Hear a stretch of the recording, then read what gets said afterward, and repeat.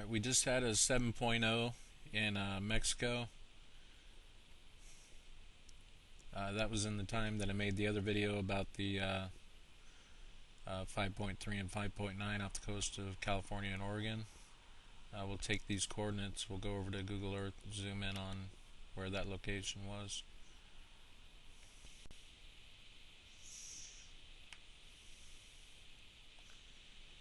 Okay, over on Google Earth, it's right on shore of Mexico.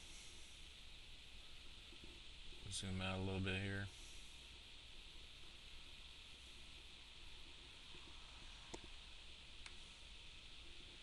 Here's Guerrero, where the other earthquake took place. And here's where the epicenter was on this one.